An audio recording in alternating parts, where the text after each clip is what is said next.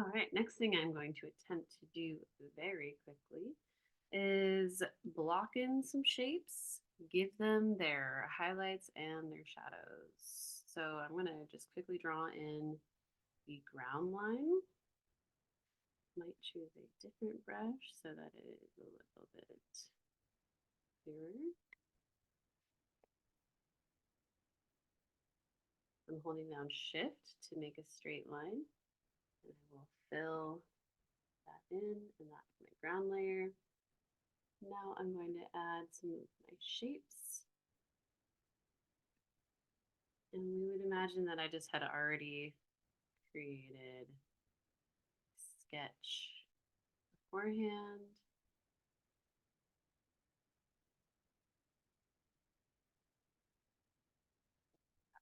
Shapes that I created. And now I'm going to create some shadows and some highlights for these guys. So I might change my brush type to something a little bit more painterly, right? Something that resembles a paintbrush a little bit more closely. And I will probably use this to create a highlight. I'll show you in person how to play with the brush settings. But that's kind of beyond the scope of this video because it might just take a little too long. So my highlights, just kind of making it more white on one side. And if you go out where you know that you're going to be brushing kind of broad and you want to lock it, so that way whatever you do only stays inside of your layer, like I just did. I can demonstrate that again with a slightly darker, so I'm trying to do the shadow. See how, turn the lock off so you can see what we don't want is if I'm brushing really quickly and loosely, it's all happening on top and it's getting outside of the lines. If I want it to stay in the lines, I can select this lock transparent pixels option right here in the layers panel. And the little lock will appear, letting me know that those are locked. And when I brush over now, even though I'm going well outside of the lines, it's staying locked into that object. So I'll do the same thing on my circle. I'll demonstrate that one more time. Without it, it goes everywhere. With it, it all stays. Okay. So these are how I would add my shadows and highlights. And then I would take a smudge tool and I would use this to kind of blend those values together.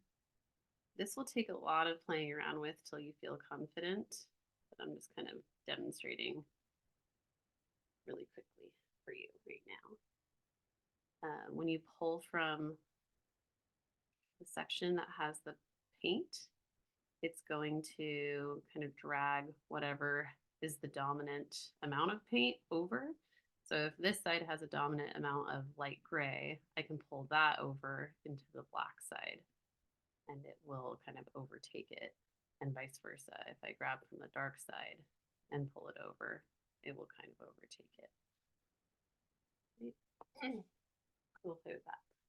And then if I wanted to make a shadow on the ground, I would go onto my ground layer.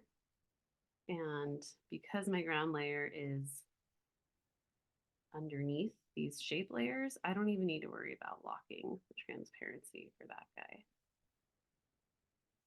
There we go. And this is also going to be a good way to demonstrate this smudge tool. So if I'm grabbing from the black, it's going to pull the black. If I'm grabbing from the white, it's going to pull more of that white. You can also pull the strength down or up. If I go all the way up, you can see that it's really good at just kind of wiping away and smudging really powerfully. I'm pretty used to analog painting and drawing, so I like to go with kind of like a half